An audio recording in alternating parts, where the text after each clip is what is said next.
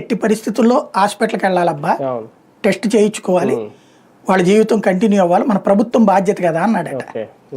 అంటే మరి ఏం చేద్దామండి అంటే, ఓ పని చేయండి అందరికి కార్లు పెట్టండి అన్నాడట.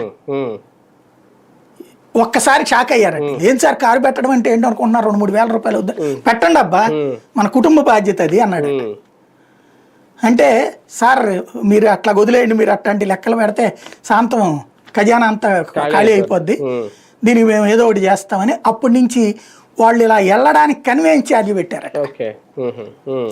ఆటో ఎక్కించి పంపించడం ఇట్లాంటిది. మరి అన్ని చోట్ల చేశారు లేదు నాకు తెలియదు. ఒక అధికారి నాకు చెప్పినటువంటి లెక్క. అంటే పరిస్థితి ప్రభుత్వ ఉద్యోగులు కాదు, ఇళ్ళకి సాధారణ ప్రజలు పేదలకి వైద్య పరీక్షలు చేయించిన తర్వాత దీర్ఘకాలిక వ్యాధులు ఉన్న వాళ్ళకి, క్యాన్సర్ ఈ లక్షణాలు ఉండే వాళ్ళకి ముందు నుంచి ట్రీట్మెంట్ కంటిన్యూషన్ పెట్టారు కదా. అది ఇప్పుడు అట్లాగా అదేంటి నాది అనే బాధ్యత ఫీల్ అవ్వాలి. నా ఇంట్లోనే ఇదైతే అని ఫీల్ అవ్వాలి. నేను వీడియోలు చేసేటప్పుడైనా, నా మాట్లాడేటప్పుడైనా సమాజం నాది అని ఫీల్ అవుతాను. అక్కడ వస్తుంది నాకు కోపం ఏదైనా సరే. ఎందుకంటే మనం సొసైటీలో గ్రౌండ్ ట్రాడర్ నుంచి వచ్చున్నాం, ఇవాళ మనమే తట్టుకోలేకపోతున్నామే. ఇక వీళ్ళ